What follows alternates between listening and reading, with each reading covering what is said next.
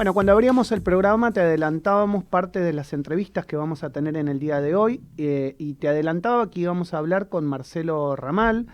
Marcelo fue legislador de la ciudad de Buenos Aires, es, ya te puedo decir, un histórico dirigente también del Partido Obrero es hoy precandidato a diputado nacional por la ciudad autónoma de Buenos Aires. Muy amablemente nos atiende en la mañana de hoy. Hola Marcelo, buen día, Maximiliano Lequis te saluda, ¿cómo andás tanto tiempo? ¿Qué tal, Maxi? Un gusto saludarte también, Lo después de mismo bastante digo. tiempo. Lo mismo digo. Bueno, ¿cómo andás vos? Me imagino que luchando en la calle como habitualmente nos tienen acostumbrados, ¿no? Sí, por supuesto. En un momento donde probablemente la Argentina viva la crisis social más grande de su historia, ¿no?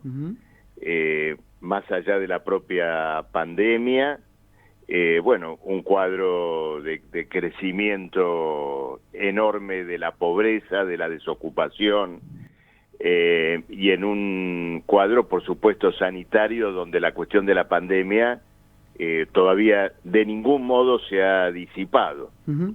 Eso que estás diciendo, la verdad que es una realidad que no se puede, digamos, discutir, que la pobreza en la Argentina ha venido creciendo y en este momento creo que son los índices mayores de la historia del país. ¿Cómo lo revertimos es la pregunta? Bueno, la reversión a este cuadro tiene que partir de invertir las prioridades de la Argentina, invertir el orden de prioridades. Yo te voy a dar un solo ejemplo, Maxi. Ayer el gobierno renovó buena parte de la deuda pública en pesos, ¿no es cierto? La deuda que el ministro Guzmán tiene que renovar y lo tiene que hacer a plazos cada vez más cortos por la desconfianza que tienen los propios especuladores financieros.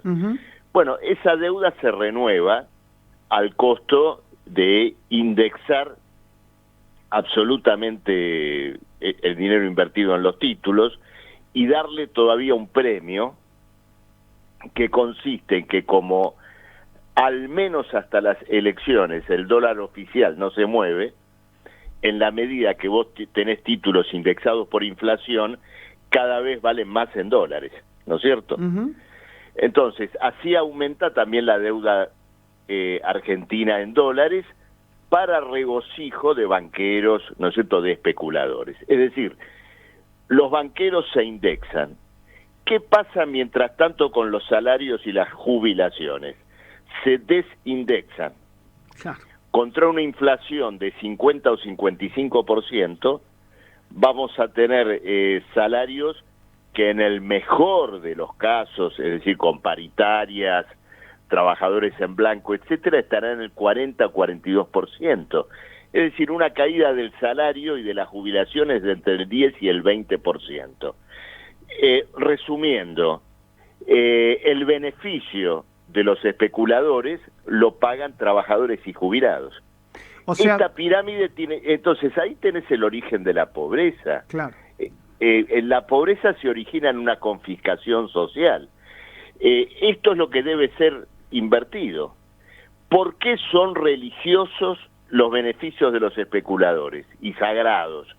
Que sea sagrado el salario, que se reordene la economía de tal modo que los que trabajan puedan reponer su canasta familiar. Y esto vale para la jubilación, que se está convirtiendo en una pensión asistencial y deja de ser un salario diferido. Ahora, Marcelo, tal vez la discusión ahí, y te meto un poco más en la parte económica, es, digamos, hay una discusión siempre ideológica de que el Estado tiene que estar para justamente garantizar, digamos, las equidades y evitar las desigualdades. Pero estamos en un contexto de crisis tan grande y de pobreza tan grande, que esa crisis y esa pobreza también la están sufriendo la clase media y las pymes. Entonces, la clase media y las pymes, como generadoras también de empleo, y con la falta, digamos, de actividad económica, se le hace muy difícil también, por ejemplo, poder pagar a lo mejor mayores salarios. Yo lo entiendo de un gran empresario, de un banquero, lo entiendo de un hipermercado, Pero ¿qué pasa con las pymes? Me parece que ahí hay una diferenciación importante, que también son generadoras de empleo. Sí, por supuesto que existe esa diferencia, Maxi. Ahora, cuando uno dice reordeno la economía a partir del salario, hay muchas cosas que cambian. Por ejemplo, la Argentina es un país con capacidad industrial ociosa, en buena parte por la caída pavorosa del consumo y de la demanda, que sufren también las pymes. Una reconstrucción económica general podría contemplar también de qué manera una pequeña empresa, un pequeño establecimiento, logra llegar, ¿no es cierto?, al salario que permite reponer las energías materiales, ¿no es cierto?, de una familia. Pero tener la seguridad que los beneficios que obtendría un pequeño operador económico por una sociedad construida a partir del salario son mucho mayores que los que obtiene hoy, donde hay un Estado que le ofrece cualquier cantidad de exenciones impositivas o le ofrece la vista gorda para el trabajo en negro, ¿por qué no? También decirlo, pero no le puede vender a nadie, porque el país está hundido en una miseria social inmensa. Uh-huh. Entonces, esto es lo que hay que colocar en la balanza, indudablemente. Augusto. Sí, Marcelo, buen día. Augusto Nisgay te saluda. ¿Cómo estás? ¿Qué tal, Augusto? Te quiero consultar justamente en este camino que decís, ¿no? A ver, hay muchos que dicen el tema impositivo es un tema a ver en la Argentina, sobre todo para las pequeñas y medianas empresas, como venimos hablando, que terminan sufriendo todos los impuestos, las cargas con los trabajadores y demás, y por ahí, como vos decías, hay exenciones impositivas para los grandes, ¿no? ¿Cómo se puede manejar esto y realmente se puede controlar? Porque siempre en campaña hay promesas, pero después de la campaña, lamentablemente, el escenario se repite constantemente.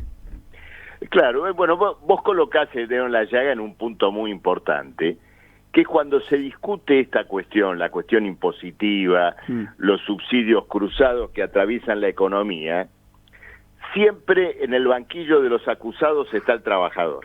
Claro. Es decir, se discute esto y dice, bueno, vamos a ver de qué manera reducimos las cargas previsionales. Es decir, perjudicamos la jubilación futura de un trabajador. No, pongamos en la mesa absolutamente todo. Por ejemplo, ¿qué subsidios reciben las empresas gasíferas que están extrayendo gas no convencional? Uh-huh, claro. Y luego, cómo ese nivel de subsidios es transferido al usuario final en las propias tarifas de gas, en la medida que un gas caro de una u otra manera termina, ¿no es cierto?, impactando directa o indirectamente sobre la tarifa.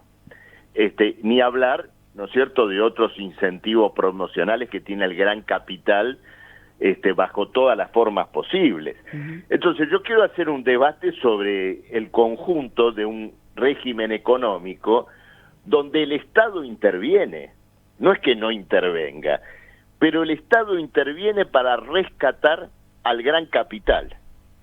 Y luego, y ya que tocamos el tema, tenemos a estos señores libertarios que atacan al Estado en lo que tiene que ver con las migajas que el Estado todavía destina a educación, a salud. Pero cuando el Estado rescata al banco, cuando el Estado rescata a un especulador, cuando el Estado, por ejemplo, le paga a un fondo financiero 40% de interés anual por la deuda pública, por las LELIQs, nuestros libertarios se callan la boca. O sea, son antiestatistas en lo que tiene que ver con el rescate social.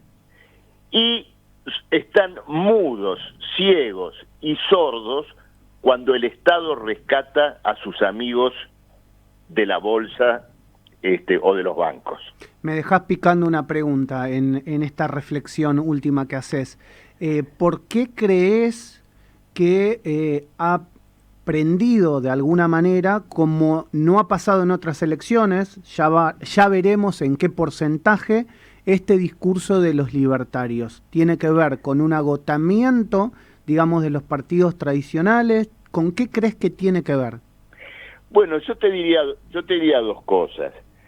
La primera, digamos, es un crecimiento, hay que ver hasta dónde llega, ¿no es cierto? Todavía no está claro hasta dónde es un crecimiento y hasta dónde una expresión de la desintegración del macrismo, pero admitiendo, ¿no es cierto?, el crecimiento, yo te diría dos cosas. Por un lado, interpela al gobierno, interpela al kirchnerismo o al llamado progresismo que gobierna, en el sentido de que efectivamente, por la vía de la falta de oportunidades, de la falta de futuro, de este crecimiento de la pobreza, bueno, una parte de la población, una parte de la juventud no encuentra una salida.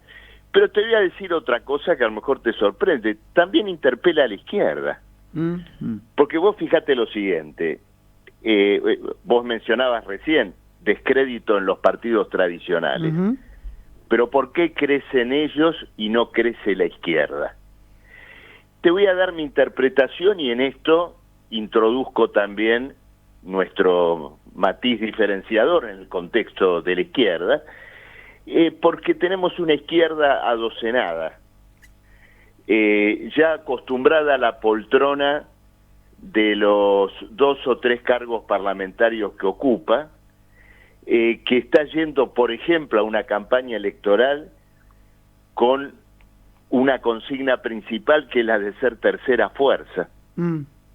Es decir, subirse al podio de los partidos del sistema, obtener la medalla de bronce de la mediocridad política imperante y no dar una respuesta socialista a la crisis más grande que atraviesa el país y en cierto modo la humanidad entera, después de esta pandemia que hemos tenido. Entonces, una izquierda que ha perdido su filo revolucionario, que no plantea una salida transformadora en medio de esta enorme crisis social, económica, pandémica, ha dejado también el terreno abierto en este plano. Podemos decir o podemos interpretar que algún sector de la izquierda se ha aburguesado.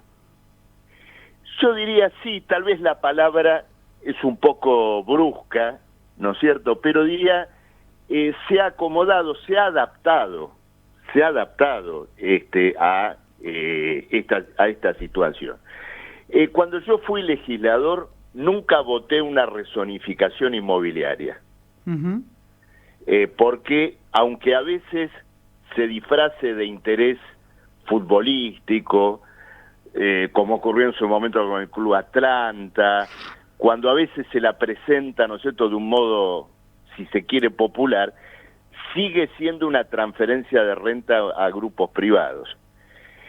Lamentablemente hubo legisladores de izquierda en el periodo reciente que votaron la rezonificación de los terrenos de Boedo, donde ahora se va a construir un shopping, centros comerciales y demás, envueltos en el retorno de una cancha de fútbol. Entonces, voté solitariamente, sí puede ser, pero rechacé el traslado de la renta urbana del suelo al gran capital. Entonces, esto es lo que explicó en su momento, ¿no es cierto?, la posición que Altamira y yo defendimos fuertemente al interior del Partido Obrero. No tuvimos la oportunidad de ser tendencia interna porque se nos negó esa posibilidad. Bueno, nos hemos reagrupado, formamos política obrera y vamos a intervenir con mucha fuerza en esta elección en 2 ejes. Uno, el que te decía, reconstruir las prioridades económicas a partir del salario, de las jubilaciones, del derecho al trabajo. Y luego, proyectar una izquierda que quiera liderar a los trabajadores en un gran protagonismo político, porque la única salida a esta crisis, que te digo, ya no la veo simplemente crisis social, sino crisis humanitaria. cuando se ha fracturado el equilibrio entre el ser humano y el medio ambiente, como lo ha revelado esta pandemia, es necesario con más fuerza que nunca proyectar una perspectiva socialista. Ujú. Y esto es, digamos, en nombre de esto pedimos el voto a Política Obrera. Marcelo, entonces sos precandidato a diputado nacional por la Ciudad Autónoma de Buenos Aires dentro del espacio de política obrera en la interna del Frente de Izquierda. Te aclaro, no estamos en la interna del Frente de Izquierda. Ok, genial. Y acá te Buenísimo. quiero precisar lo siguiente, no por voluntad nuestra. Sí. Cuando formamos Política Obrera, propusimos no una interna del Frente de Izquierda, propusimos una interna de toda la izquierda, Ajá. que vinieran todas las corrientes históricas de la izquierda que formáramos, que hiciéramos una gran paso. ¿Con qué propósito? El primero, muy obvio, que finalmente luego confluyéramos en una lista común y no dispersáramos. El segundo, hacer de esa gran paso una suerte de debate a cielo abierto, Ujú. digamos, de la izquierda. Por ejemplo, que estas ideas que estamos comentando ahora las hubiéramos expresado abiertamente en el marco de una paso. Bueno, el FIT rechazó esto, no pudo evitar igual una interna, pero una interna que está restringida a sus propios partidos y que parece más limitada a una cuestión de cargos que a un debate de ideas políticas. Bueno, muy bien, nosotros expresaremos nuestras propias ideas con nuestra lista.